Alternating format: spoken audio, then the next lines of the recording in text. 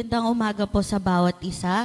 Basahin ko lamang po ang sinasabi sa Psalm 28, 1 and 2, maging Psalm 28, 6 and 7. Sa verse 1 po, sabi, "To you, Lord, I call, you are my rock, do not turn a deaf ear to me, for if you remain silent, I will be like those who go down to the pit. Hear my cry for mercy as I call to you for help, as I lift up my hands towards your most holy place." Verse 6, "Praise be to the Lord, for he has heard my cry for mercy. The Lord is my strength and my shield. My heart trusts in him, and he helps me. My heart leaps for joy, and with my song I praise him." Samahan niyo po akong manalangin. Panginoon, isang magandang umaga po ang aming dalangin sa iyo. Maraming salamat po sa pagbibigay sa amin ng pagkakataon ngayong umagang ito upang masamba ka sa Espiritu at sa katotohanan, Panginoon.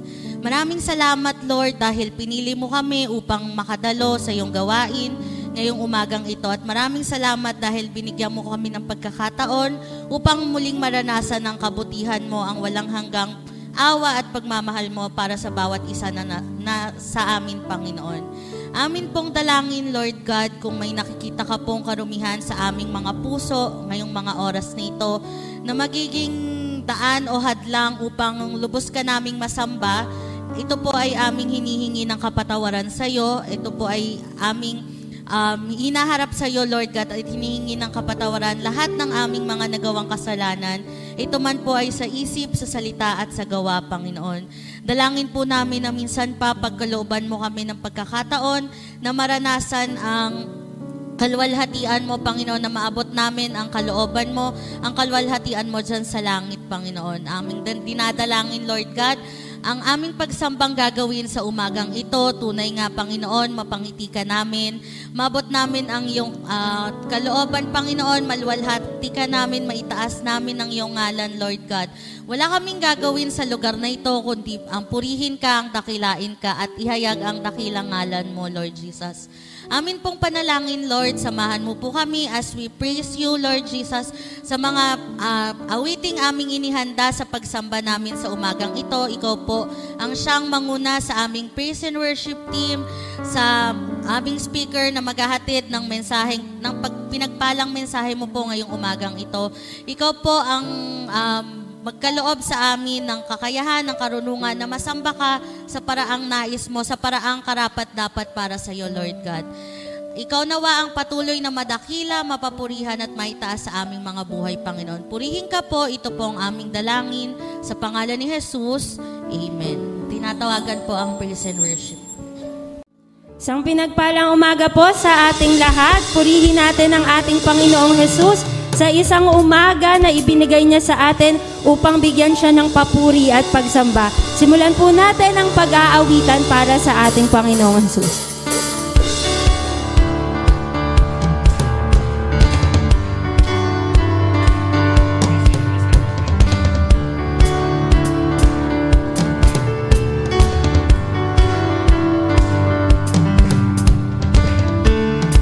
Every tribe will see your glory.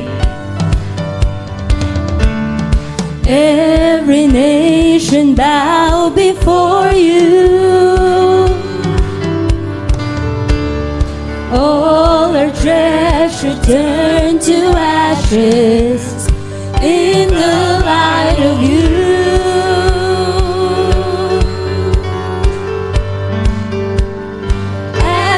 Singing holy is the Lord Almighty. Only you are worthy, worthy of it all. Every tribe will see your glory.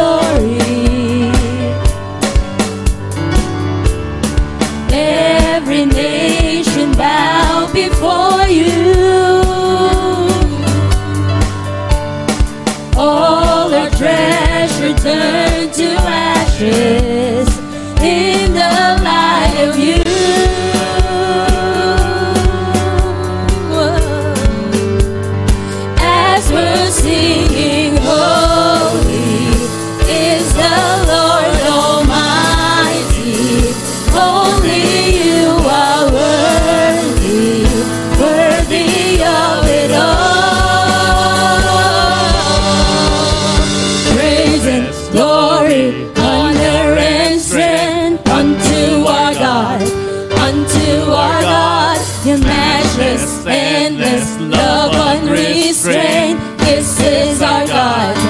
Every time we praise and glory, honor and strength unto our God, unto our God. The matchless, endless love unrestrained. This is our God. Every time there is no one like our God. There is no one like our God. There is no one like our God. There is no one like our God. Wala kang katulad, O Diyos. Wala kang katulad, O Diyos. Wala kang katulad, O Diyos. Wala kang katulad, O Diyos. There is no one like our God. There is no one like our God. There is no one like our God. There is no one like our God.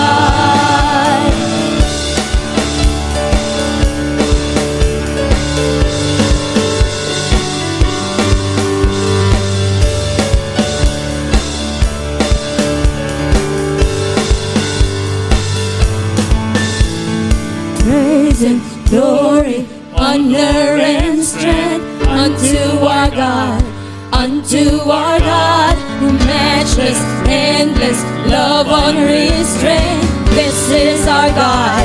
Every time sing praise and glory, honor and strength unto our God, unto our God, your matchless, endless, love unrestrained. This is our God. Every time sing, there is no one like our God. There is no one like our God. There is no one like our God. There is no one like our God. Wala kang katulad, O Diyos. Wala kang katulad, O Diyos. Wala kang katulad, O Diyos. Wala kang katulad, O Diyos. There is no one like our God. There is no one like our God. There is no one like our God. There is no one like our God.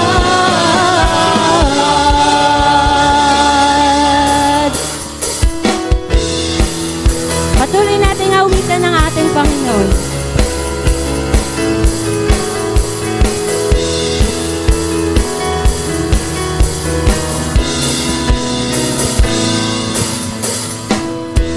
Blessed be your name in the land that is plentiful, where streams of abundance flow. Blessed be your name.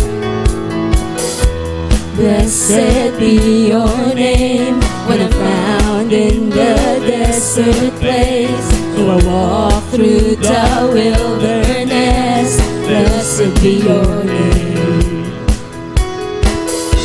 Every blessing you pour out, I'll turn back to praise.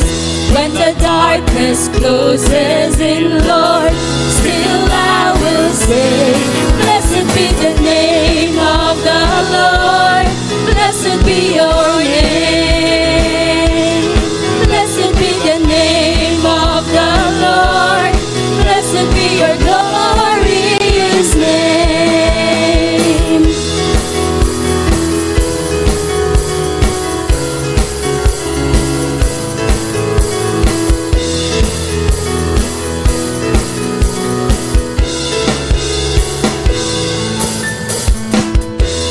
Blessed be your name when the sun's shining down on me, when the world's all as it should be.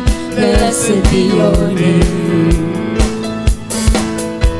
Blessed be your name on the road marked with suffering, with the sin in the offering. Blessed be your name. Every blessing you pour out, I'll turn back to praise. When the darkness closes in, Lord, still I will say, blessed be the name of the Lord, blessed be your name. Blessed be the name of the Lord, blessed be your glorious name. Blessed be the name of the Lord, blessed be your name. Blessed be the name of the Lord, blessed be your glorious name.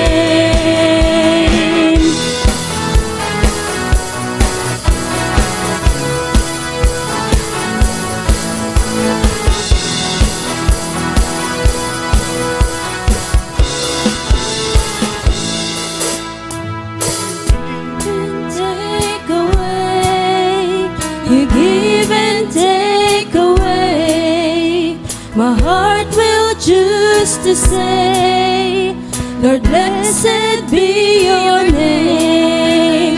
You give and take away, you give and take away.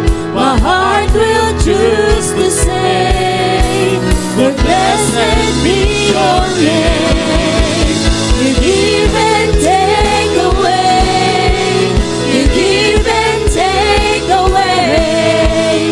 My heart will choose to say, Lord, blessed be your name. Blessed be the name of the Lord, blessed be your name. Blessed be the name of the Lord, blessed be your glorious name. Blessed be the name of the Lord, blessed be your name. Blessed be the name of the Lord, blessed be your glorious name. Blessed be your glorious name. Blessed be your glorious name.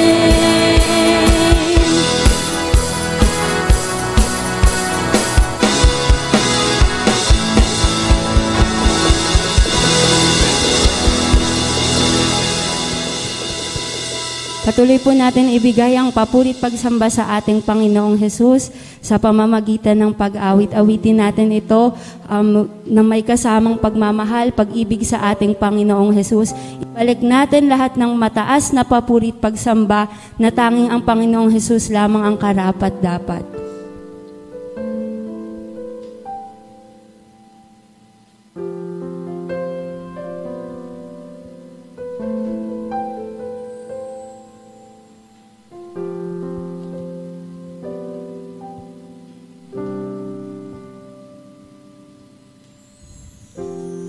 Oh, for love a Father gave,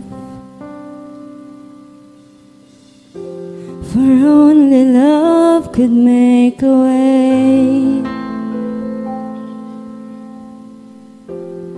Oh, for love the heavens cried,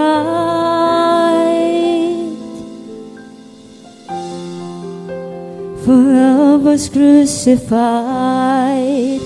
Oh, how many times have I broken your heart, but still you forgive. If only I ask, oh, how many times have you heard me pray? Draw near to me.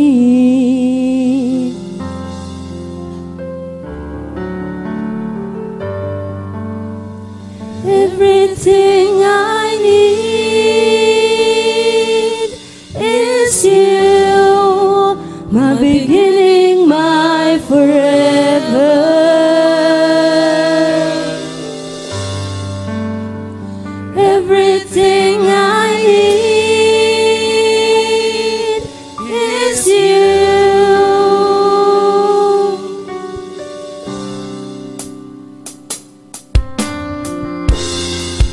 we sing of love. I will join the angels' song. Ever holy is the Lord, King of glory, King of all. Oh, how many times have I broken your heart, but still you forgive. If only I ask, oh, how many times have you heard me pray? Draw near to me.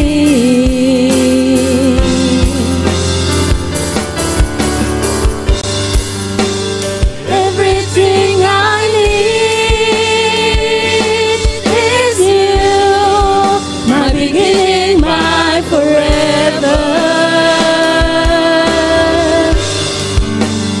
Everything I need is you.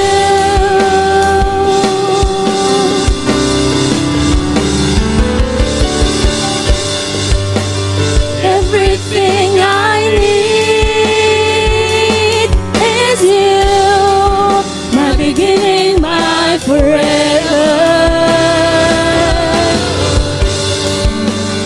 Everything I need is you.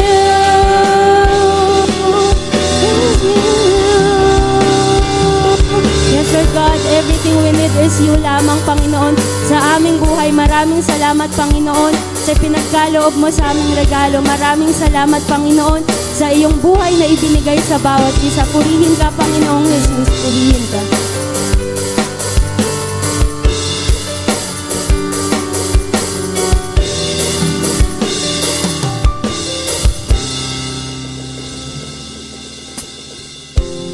Oh, for love, a Savior great, of a Father, have your way. Though they know not what they do, let the cross draw men to you. Oh, how many times have I broken your heart, but still you forgive.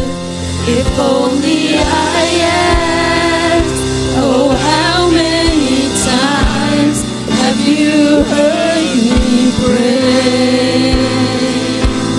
Draw near to me.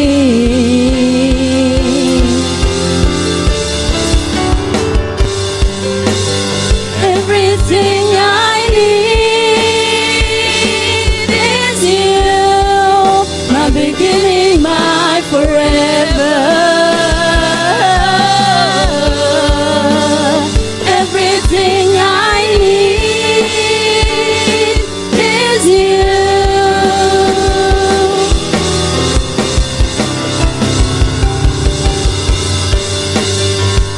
Everything I need is you, my beginning, my forever.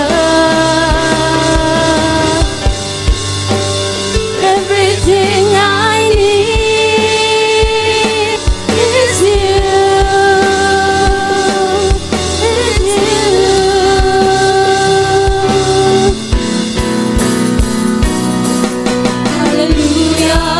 Hallelujah, hallelujah to the Lamb. Hallelujah, hallelujah. By the blood of Christ we stand. Every tongue, every tribe, every people, every land, giving glory, giving honor, giving praise unto the Lamb of God.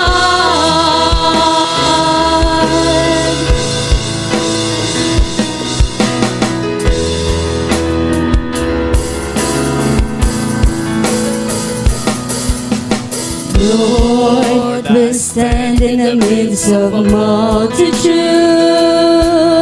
of those from every tribe and tongue. We are your people, redeemed by your blood, rescued from death by your love. There are no words good enough to thank you. There are no words to express my praise, but I will lift up my voice and sing from my heart with all of my strength. Hallelujah, hallelujah, hallelujah to the Lamb. Hallelujah, hallelujah. By the blood of Christ we stand.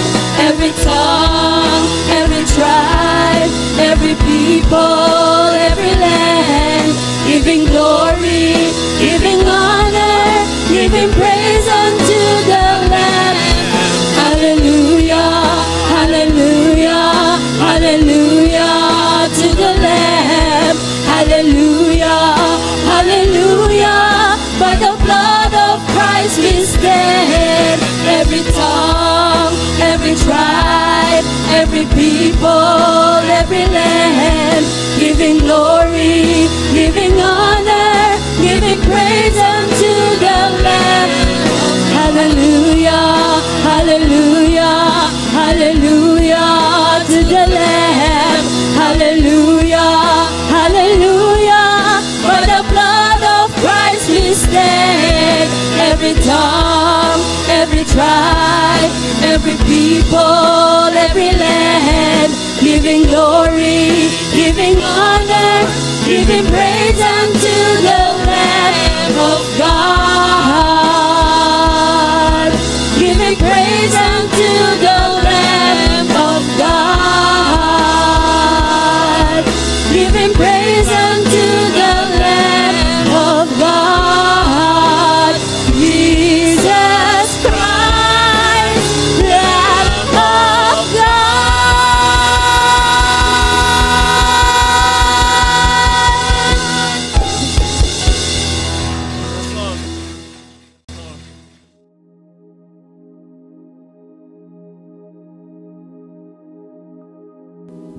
Tayo po'y dumulog sa Diyos at sama-sama magpasalamat sa mga sandaling ito.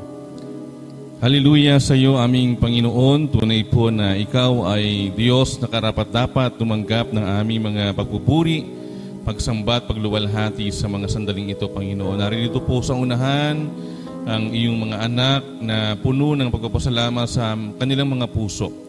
Kami po, Panginoon, ay patuloy na nagbabalik ng aming pagpupuri, pagsambat, papasalamat sa iyo sa lahat ng bagay na ginagawa mo po sa aming mga buhay. Salamat po, Panginoon, sa panibagong taon ng buhay na iyong pinagkaloob sa aming mga kapatid na nagdiriwang at nagdiwang, Panginoon, ng kanilang kaarawan. Salamat dahil ikaw ang aming kalakasan, ikaw ang aming buhay. Ikaw ang Diyos na siyang sumusubaybay sa amin sa bawat paglalakbay namin, Panginoon, sa buhay na ito. Salamat din po, Panginoon, sa mga taon ng pagdiriwang ng anibersaryo ng mga mag-asawa. Salamat po sa pag-ibig, pagmamahal, Panginoon, na patuloy mong nilalagay sa puso ng iyong mga anak na mag-aasawa, Panginoon. Salamat po sa patuloy na pamamagitan, Panginoon, sa kanilang mga pamilya. Salamat dahil ang iyong pagkilos at pagsama, Panginoon, ay lagi mong pinaparana sa kanila sa anumang panahon ng buhay, Panginoon, bilang isang pamilya at bilang mag-asawa. Salamat din po, Panginoon, sa mga pag-iingat sa paglalakbay. Salamat sa aming mga kapatid na nakaparoot pa rito, Panginoon, sa aming bansa. Salamat po, O Diyos, dahil sa maluwalhati na paglalakbay saan man, Panginoon, na kung saan iyo pong iniingatan, sinasamahan, Panginoon. Salamat po maging sa pagtugon mo sa mga panalangin. Salamat po, Panginoon, dahil ikaw ay dumirinig sa aming mga prayers, Panginoon, at pinagkakaloob ayon sa iyong kalooban ng aming mga panalangin. Salamat po sa kagalingan at kalakasan para po sa aming mga kapatid na dumaan sa mga karamdaman. Salamat po, O Diyos, sapagkat naririyan ka ang iyong mapagpalang kamay, ang mapaghimalang kamay, Panginoon, ang humihipo sa amin sa parte ng aming katawan na mayroong karamdaman, Panginoon. Salamat po sa kagalingang ibinibigay mo sa amin. Salamat maging sa mga achievements, sa mga oportunidad, Panginoon, sa hanap buhay man ito o sa pag-aaral. Salamat dahil ikaw po ang patuloy na nagbibigay karunungan, kalakasan sa amin sa bawat araw ng aming mga buhay. Maluwalhati ka nga po, Panginoon, sa anumang aming ginagawa. At ikaw po ang maitaas sa aming pong mga sarili, sa aming pong mga buhay. Lalo, Panginoon, sa mga abilidad, talento na binibigay mo sa amin. Salamat po maging sa mga pagsubok ng buhay. Naniniwala kami, Panginoon, na laging sapat ang iyong biyaya. Ikaw ang Diyos na siyang gumagawa at kumikilos sa amin.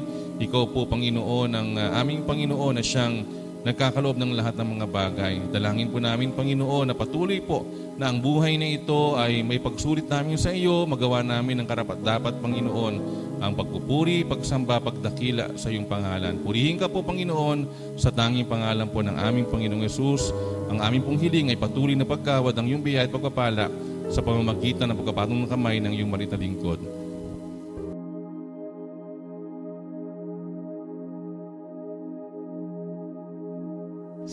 Magandang umaga po. May kasamang piyok agad. Unang arangkada pala ng boses ko, pumiyok agad ako.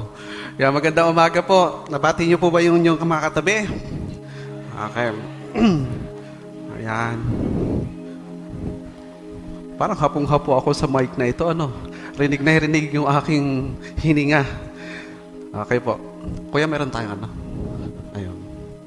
So, Merry Christmas po sa inyong lahat. Hapong-hapo nga ako. Okay daw. Baba ko ng konti, Ayan. So, noong nakaraang Friday po, ano po yung celebrate ng buong Pilipinas? Immaculate Conception. Nakakapagtaka po. Parang ilang araw lang ipinagbuntis si Jesus. Isininang agad ng December 25. Di ba? Tama? Yung 8 ay pagbubuntis, simula ng pagbubuntis. Tama po ba yon? Immaculate Conception. Tapos pagdating ng 25, ipinanganak. Parang bilis. Kaya tayo po'y naniniwala na hindi po talaga December 25, ipinanganak ang Panginoong Hesus. Pero naniniwala po tayong ipinanganak ang Panginoon. Tama po ba? Kaya kung mayroon po nakikipag-argument sa atin na hindi naman talaga December 25 ang kapanganakan ng Panginoong Hesus, yes, hindi. Dahil po sa kasaysayan, ito po ay nanggaling sa selebrasyon po ng mga Romano, ng mga Greek, ng mga unang panahon na si Saturnian. Saturnian. So, lagi nilang celebrate po yon ng December 25. So, almost the same celebration. Nagpapalitan din sila ng mga regalo, nagkakasiyahan, kumakain ng maraming mga pagkain. So, celebrate talaga. Kaya lang, sa panahon natin ngayon, inilagay doon yung panahon ng kapanganakan ng Panginoong Hesus. Pero hindi po yon ang totoong kapanganakan. Naniwala po ba kayo doon? Ayan. Pero naniniwala din ho ba kayo na ang Panginoong Hesus ay isinilang? So yun na lang po ang ating isi-celebrate, yung isinilang ang ating tagapagligtas. Pero ho, bago isinilang ang tagapagligtas, mayroon po siyang mga ginamit na mga tao para ipahayag ang kapanganakan ng Panginoong Hesus. Noong nakaraang Sunday, ginamit ang propeta Isaias. Ano po? Para ipahayag ang tagapagligtas. Para ipahayag na mayroong darating na tagapagligtas. Ngayon naman po, ay pag-uusapan po natin ang buhay ni Zacarias. Ang paghahanda ng Diyos sa kapanganak o ipapanganak na tagapagligtas. Basahin po natin yung Lucas chapter 1, verse 5 to 7.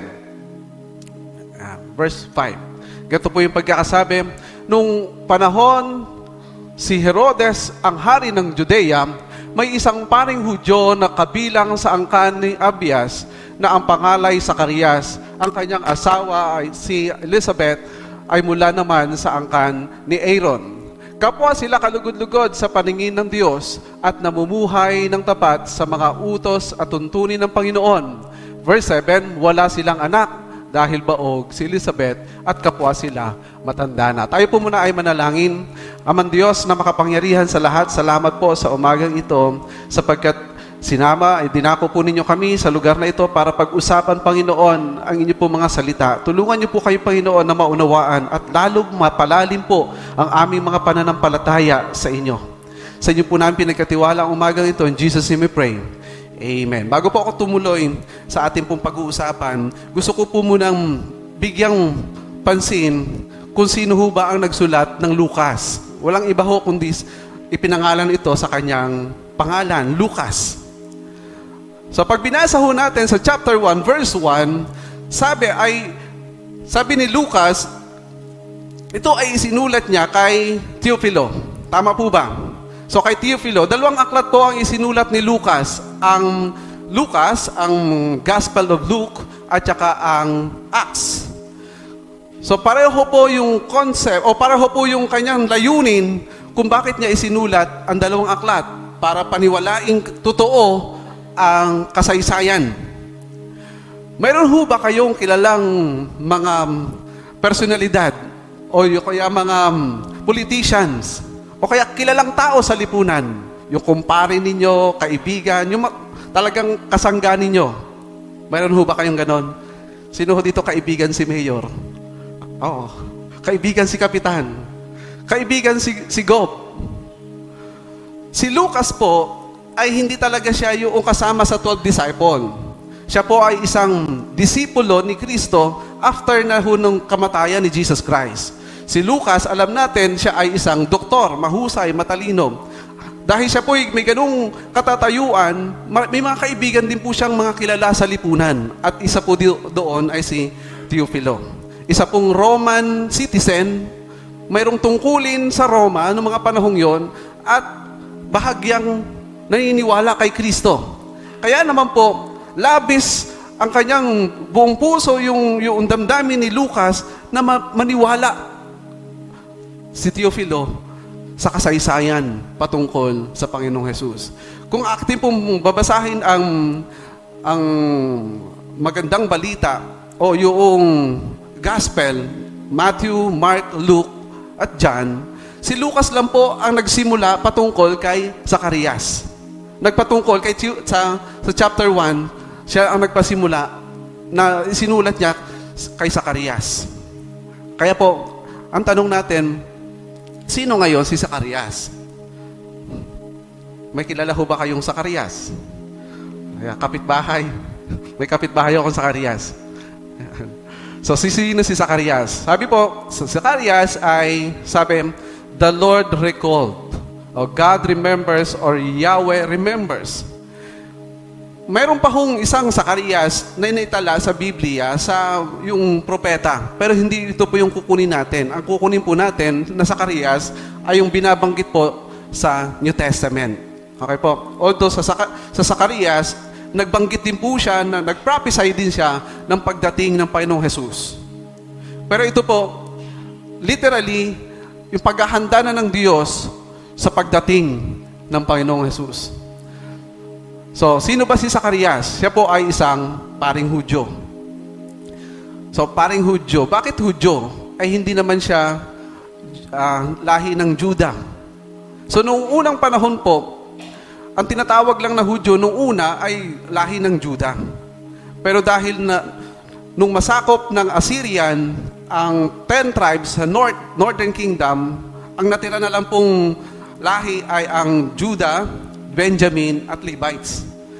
So dahil mas dominated ang mga numbers ng Judah, lahat na lang po ng Benjamin at saka Levites, mga panahong yon ay tinawag na lang mga Hudyo. Kaya si Aaron, although siya ay galing sa lahi ng Levites, tinawag na rin siyang Hudyo. So hanggang ngayon po, yung 10 tribes, hindi ho malaman kung nasaan. Ang nanatili po mga tribes ngayon ng Israel ay ang Judah at ang Benjamin at saka ang Levites. Pero sabi ng mga Israelita ngayon, wala na kaming pakialam kung saan kami galing lahi. Ang mahalaga, alam namin kami ay isang Israelites. Pero sabi ho sa mga pag-aaral, ang 10 tribes po ay inilagay sa iba't ibang lahi o sa iba't ibang sa Arab country. May napunta sa Afghanistan, sa Saudi Arabia, at sa iba't iba pang Arab country. Yung iba napunta sa Ethiopia, sa Egypt, sa India, ayon po sa pag-aaral. So, ngayon, balikan po natin ito. Si Zacarias ay isang paring Hudyo, asawa ni Elizabeth, at ama ni Juan Bautista. So, bakit ko po ito binigyan ng pansin?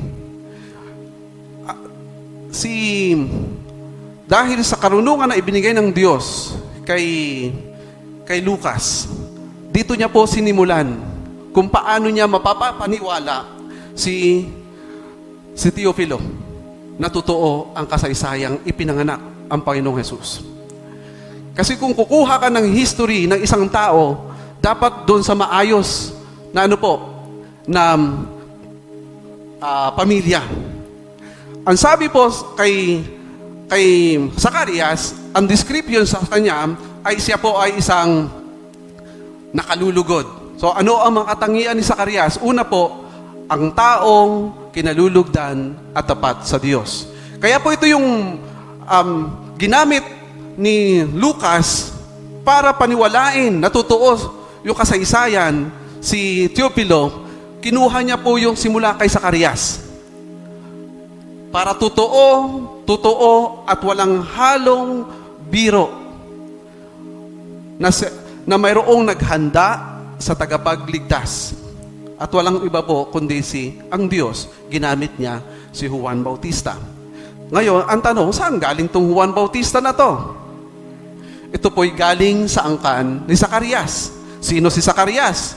Isang paring Hudyo, kinalulugdan ng Diyos.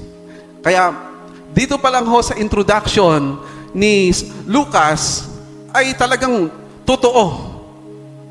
Kaya tayo po mga Kristiyano, totoong pinaniniwalaan po natin ito. Amin po ba? Kaya sabi po sa verse 6, kapwa sila kalugod-lugod sa paningin ng Diyos at namumuhay ng tapat sa mga utos at tuntunin ng Panginoon. Sino po hindi describe nito? Si Zacarias at saka sino po? Elizabeth, na kanyang asawa. Tingnan po natin. Ganito po yung kasaysayan. Si John the Baptist, galing sa isang mabuti at maayos na pamilya at magulang. Kaya itong si John the Baptist na magpapatotoo patungkol sa isisilang o sa isang kordero ng Diyos ay totoo din. Kaya tingnan po natin yung sequence ng pangyayari. Sino po si Zacarias? Isang taong kalugod-lugod. Hindi lang po dahil siya ay pari. Dahil noong unang panahon po, may mga paring lokotoy. Di ba? Yung pari nga nagpahuli kay Jesus Christ. Tama po? Gumawa ng mga kasinungalingan para paratangan siya ng mga bagay-bagay. Pero iba itong paring ito, si Zacarias, na natili siya. Saan? Sa pananaw, prinsipyo ng Diyos. At tinawag po siya, ang nagbigay ho sa kanya ng description ay ang anghel ng Diyos. Siya ay kalugod-lugod, kinalugdan ng Panginoon. Amen po ba? So kaya po, tayo po ngayon, bilang isang mga anak ng Diyos, kinalulugdan tayo ng Panginoon, hindi po dahil sa ating mabubuting gawa, kundi dahil kay Kristo. Pangalawang bagay po na makikita po natin kay Zacarias, isang taong mapanalanginin. Biruin po ninyo, verse 13, sabi po ng anghel ng Diyos, ngunit sinabi ng anghel sa kanya, huwag kang matakot, Zacarias. Dininig ng Diyos ang iyong panalangin. Kapag babalikan po natin, ilang taon na po ba ito si Zacarias? Ang description ay matanda na. At ano po, wala silang anak. So sa makatuwid po, matagal na nanalangin, tuloy-tuloy, walang patid, siguro araw-araw. Tuwing nanalangin si Zacarias, ay dinudulog niya, Panginoon, bigyan po ninyo kami ng anak. Sapagkat alam po natin sa kasaysayan, kapag walang anak ang isang pamilya, sa kanilang lahi, ay kahabag-habag. Minsan pinagtatawanan pa ng community, ginagawa pang tuksuhan. Katulad po ng pangyayari din kay Hannah. Alam niyo po, kilala niyo po si Hannah, na nanay ni Samuel. The same. Matanda na rin si Hannah ng mga panahong yon. The same din siyang baog. Nanalangin ding tuloy-tuloy sa Panginoon. Ano pong ginawa ng Diyos? Binigyan sila ng anak. Why not? It's a miracle na ginawa ng Diyos. So, alam po natin, hindi naman ho natin lubos maisip kung ano talaga ang plano ng Diyos.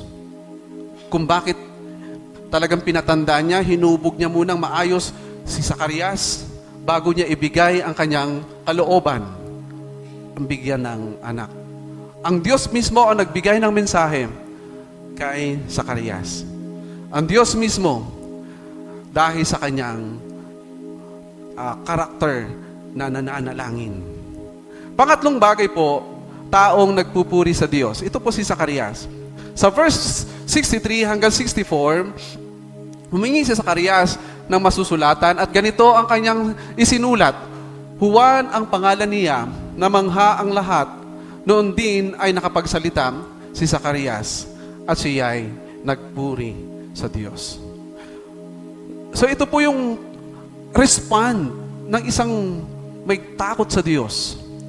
Isang taong kalugod-lugod ang buhay sa Panginoon. Kaya niyang magtaas ng kamay, magpuri sa Diyos, magbigay ng mga papuring awit sa Diyos. Kahit saan siya naroroon, kahit siya sa loob ng CR, naliligo o anumang ginagawa sa lugar na yon, siya ay nagdadrive o kaya kung ano man ang kanyang ginagawa, ang ginagawa ng taong kalugod-lugod sa Diyos ay nagpupuri, sapagkat ito po ang ginawa ni Zacarias. Isang taong nagpupuri. Hindi lang po dahil sa siya po ay nakapagsalita ng mga panahong yan. Okay po. Pang-apat na bagay, taong may paninindigan sa sinabi ng Diyos. Sa verse 59 hanggang 63, sabi po rito, makalipas ang isang linggo, dumalo sila sa pagtutuli ng sanggol. Zacarias, sana ang itatawag nila sa bata, gaya ng pangalan ng kanyang ama. Ngunit sinabi ni Elizabeth, hindi Juan ang ipangangalan sa kanya. Verse 61, subalit wala naman kayong kamag-anak na may ganyang pangalan, tugon nila. Sininyasan nila ang kanyang ama upang itanong kung ano ang ibig nitong itawag sa sanggol. Verse 63, humingi si Zacarias. At ano nga po ang pangalan? Juan. Now, balikan po natin, bakit ho ba mayroong pagtutuli? Hanggang sa ngayon po, ay pinapractice pa rin po ito ng mga Hudyo. Sapagkat alam po natin, ito yung covenant ng Diyos kay Abraham. 8 days after isilang, ang batang lalaki, ano po? Tutuliin. So yun ang lahi ni Abraham. Kung ikaw ay natuli ng 8 days, o kasama ka sa lahi ni Abraham, kailan tayo mga Pilipino, pagkatapos ng grade 6, o kaya high school na yung iba. Pero hindi po yung connected sa sinasabi po rito. Ito po yung lahi ni Abraham. So ano po ang pangako ng Diyos kay Abraham? Pagpapalain. Kaya hanggang ngayon, yung pa rin po ang kanilang practice sa kanila pong kasaysayan, sapagkat sila ay lahi ni Abraham. Kaya noong pong tuliin si Juan Bautista, doon din po ibinigay ang pangalan, Juan. Wala nga naman sa kanilang Juan. First time ibigay ang pangalan sa bata sa panahon ni Juan. First time. Sa panahon nilang bago si Juan ay walang pangalan na Juan. Kaya sabi ng mga siguro mga marites sa paligid o mga kamag-anak, bakit hindi Zacarias? Dahil Zacarias ang kanyang pangalan. alam po natin, kapag sa atin ho kasi mga third, junior, yung mga ganyan, para makuha pa yung mga pangalan ho, di ba? Yung mga, katulad ho ni Aguinaldo, may mga apo hanggang ngayon po yan, di ba? Ang pangalan ay Emilio, the third, o the fourth, the fifth, siguro hanggang the 13. Ano po? Now, noong mga panahon pong yan, nakita ho natin yung paninindigan ni Zacarias. Hindi pwede. Kung ano yung sinabi ng Diyos. Kung sinabi ng anghel, yan ang ipapangalan natin sa ating anak. So may mga bagay po na makikita tayong sa katangian ni Zacarias. Siya po ay isang kalugod-lugod, mapanalanginin, may paninindigan, nagpupuri sa Diyos. Pero meron din po tayo makikitang sa kanya mga negatibo. Una po, papalik na. Yan. Sa verse 18, sigurista. Ang pagiging sigurista ni Juan ay naging negatibo sa kanyang buhay. Sabi ho sa verse 18, sabi ni Zacarias sa anghel, paano ko matitiyak na mangyayari iyan? Ako'y matanda na at gayon din ang aking asawa. Aba, sigurista. Sigurista talaga to si Zacarias. Aba, ikaw nga naman, halimbawa, yung matanda na sa ating mag-asawa dito, sasabihin ng Diyos, may nakipag-usap sa iyo. Tapos sasabihin, yung asawa mo magkakaroon ng anak. At talagang halos hindi ka makapaniwala. Tama po ba? Pero ang nakakatuwa, ginawa ito ng Diyos para ipakita kay Juan na kaya kong gawin ang lahat ng bagay. At yan nga po ang sinabi ni Maria nung kausapin din siya ng anghel. Magagawa ng Diyos ang mga imposibleng bagay. Amen po. So, ito si Zacarias ay sigurista. Pangalawa, siya po ay may pag-aalinlangan. Nag-alinlangan sa pahayag ng anghel. Sabi sa verse 19, sinabi ni Zacarias sa anghel, paano ko matitiyak na mangyayari iyan? Ako'y matanda na at gayon din ang aking asawa. Sumagot ang anghel, ako'y si Gabriel na nakatayo sa harapan ng Diyos. Isinugo niya ako upang dalhin sa iyo ang magandang balita. Kung atin pong babalikan ng history, after po ng Malakay, ay 400 years silent ang Diyos. First time ulit na nakipag-ugnayan ng Diyos sa mga tao ng panahong ito. At hindi nila alam. 400 years. Kaya hindi ho alam ni Zacarias na anghel na pala yung kanyang kausap. Kaya ang sabi ng anghel, nagpakilala na ang anghel sa kanya. Ako'y si Gabriel na nakatayo sa harapan ng Diyos. Sa Biblia po, pag ang mensahe ng Diyos ang ipapahayag, Anghel Gabriel ang isinusugo ng Diyos. Pero pag ito'y labanan, ang sinusugo ng Diyos, si Anghel Arkanghel.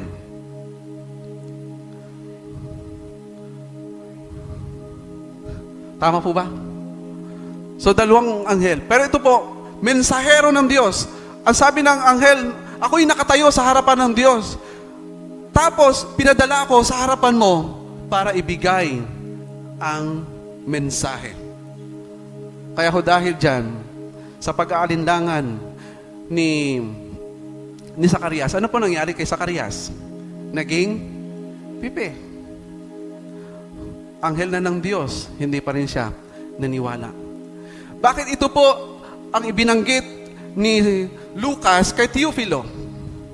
Para ho patunayan, totoo ang kasaysayan. Totoo na mayroong ipinanganak na tagapagligtas at walang iba kundi ang Panginoong Hesus. Kaya sa mga susunod na chapter po, makikita po natin yung kapahayagan na ipinanganak ang Panginoong Hesus. Sa chapter 3, makikita po natin yung kasaysayan kung saan galing lahi ang Panginoong Hesus. Para patunayan, totoo ang isinilang na tagapagligtas. Dahil sa pag-alinlangan, naging pipi. Kayo po ba may pag-aalinlangan sa salita ng Diyos? Mayroon ho ba kayong pag-aalinlangan sa mensahe ng Diyos, ang Biblia? Gusto niyo ho bang maging pipi? forever. Mga kapatid, nasa atin ngayon ang mensahe ng Panginoon, ikaw at ako, ang buhay na mensahero ng Diyos para ipahayag mayroong ipinanganak na tagapagligtas. At yun po ang kailangan nating ipahayag. Hindi lang every December sineselebrate natin ang kapanganakan ng Panginoong Jesus. Sa panahon po natin ngayon, dapat ipahayag, sabihin sa mga hindi pa nakakaalam o hindi pa naniniwala na may tagapagligtas. Pangatlo pong bagay, nakaranas ng consequences dahil hindi agad naniwala. Sabi ng anghel sa verse 20, ikaw ay magiging pipe. Huwag naman ho sana mangyari sa atin. Dahil tayo po'y nag-aalinlangan sa mensahe ng Panginoon na ang Panginoon ay tagapagligtas. Huwag naman sanang mangyari sa atin, mga kapatid. Ano po? Pero mga negatibong pangyayari sa buhay ni Zacarias. Siya ay nakaranas ng consequences. Although, ang description sa kanya ng una ng Biblia ay ano po? Kalugod-lugod. Pero naging pipe sa loob ng 9 months. Simula ng pinagbuntis si Juan, pipe. Naging pipe na si Zacarias hanggang siya ay isilang. Now, tingnan po natin, ano ang bahagi ni Zacarias sa isisilang na Mesyas? Ito po, una, isa siya sa ipinihagan ng mensahe ng Diyos, verse 11 to 12. Nagpakita sa kanya doon ang isang anghel ng Panginoon na nakatayo sa gawing kanan ng altar na sunugan ng insenso. Nasindak si Zacarias at natakot nang makita niya ito. Isang pribilehiyo mula 400 years ang gap. Isang pribilehiyo na makatanggap ng mensahe ng Diyos na mayroong ipapanganak na tagapagligtas. At siya isang instrumento ng Diyos na maghahanda sa daraanan ng Diyos, ng Panginoong Jesus. Paghahanda. Mga kapatid, privilege po natin bilang Pilipino na malaya tayong nakakarinig ng salita ng Panginoon. Amin po ba? Samantalang sa ibang bansa, bawal banggitin ang Biblia. Bawal bitbitin, buksan, basahin ang Biblia. Mapalad ho tayo mga Pilipino sapagkat tayo po ay malayang bansa.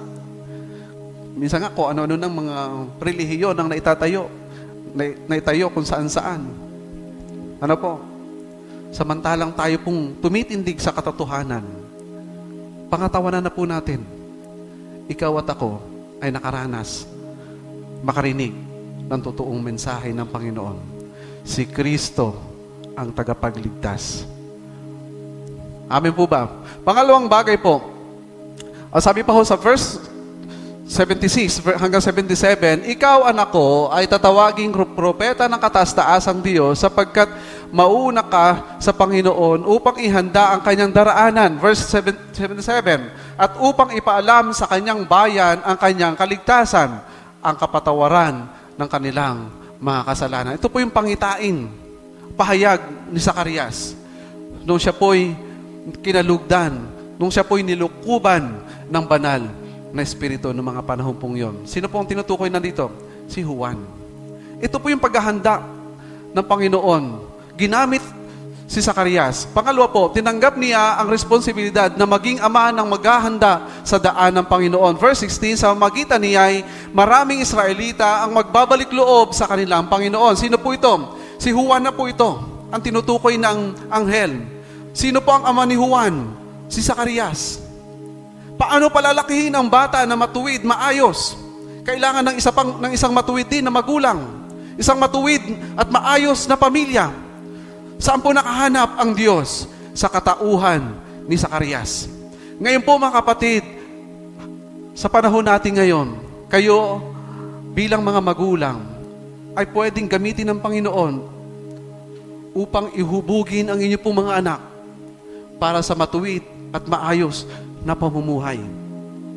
Baka pagdating ng panahon, mayroon po silang itinakdang ipinagagawa ang Diyos sa kanila. mga sa kamay po natin, mga kapatid, ang paghubog sa ating mga anak ngayon. Ito po, tinanggap ni Zacarias ang responsibilidad na magpapalaki ng isang bata na maghahanda sa ipanganganak na tagapagligtas. Inakap niya ang responsibilidad nito.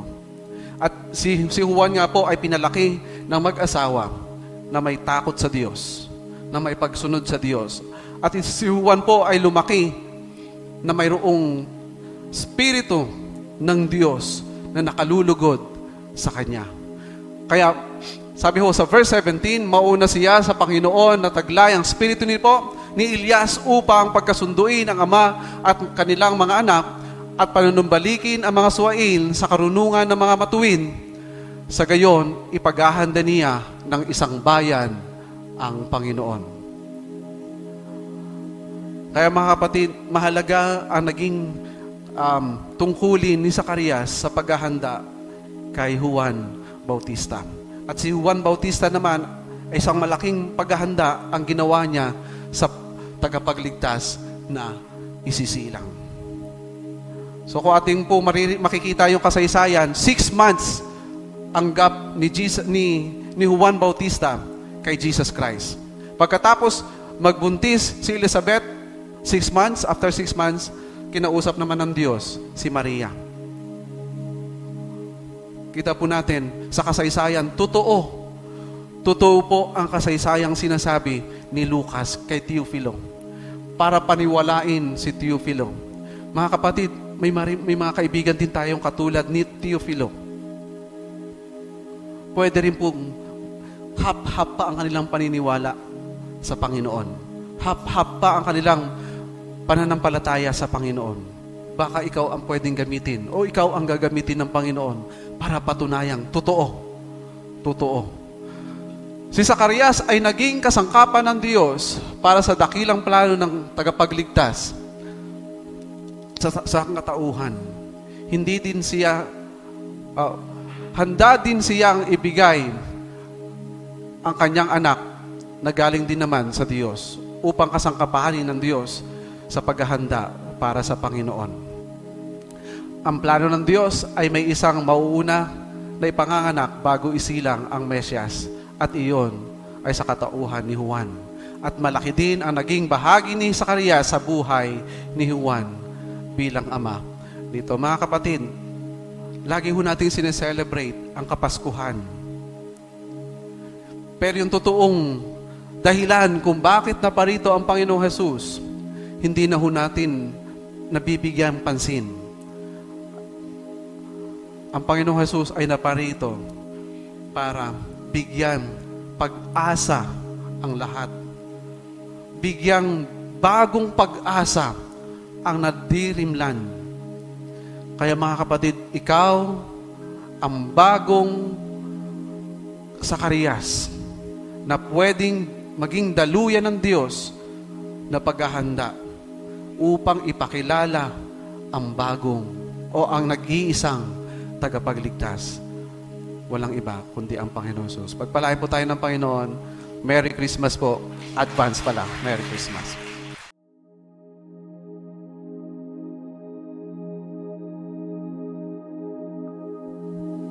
Sige po, tayo po ay tumayo at mag-close sa prayer ngayong umaga. Purihin ka po, Panginoon, sa umagang ito. Salamat po sa iyong pagsama sa bawat isa. Salamat po, Panginoon, dahil tunay po, O Diyos, na ang mga kaganapan sa unang Pasko, Panginoon, sa aming pong pagbabalik ay patuloy po na nagpapahayag sa amin ng mga mahalagang mga aral ng buhay. At kami, Panginoon, bilang iyong mga anak, ngayon, Panginoon, ay may mahalagang role na dapat gampanan sa aming pong community. Lalo, Panginoon, ay nararapat na ipahayag, Panginoon, ang iyong mga salita, Panginoon, sa mga tao na wala pang pagkakilala sa iyo. Dalangin po namin, Panginoon, ikaw nga po ang maitaas ang aming mga buhay sa loob ng mga dating na araw. Ikaw po ang siyang maging patnubay namin, mag-ingat sa amin, ano man ang aming patutungo at gagawin, Panginoon, at patuloy po na ang buhay na ito, Panginoon, ay maging kaluguran sa iyo. Anuman ang aming ginagawa, sinasabi, Panginoon, at anuman ang aming iniisip. Purihin ka po, dakilang Ama, dalangin namin ang pag-iingat mo sa amin, sa aming pag-iwahiwalay pauwi patungo sa aming mga tahanan, at gayon din, Panginoon, na pagkakaloob ng isang usaganang pananghalian kasama po ng aming mga mahal sa buhay sa tanghali pong ito. Purihin ka, ito'y aming dalangin sa tanging pangalan po ng aming Panginoong Yesus. Amen.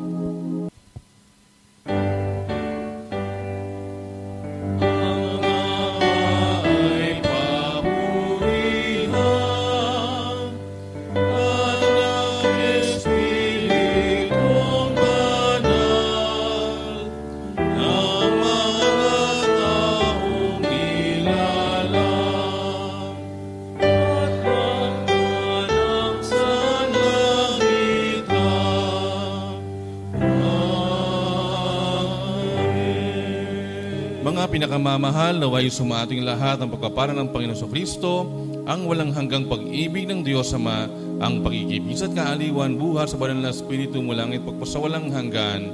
Amen.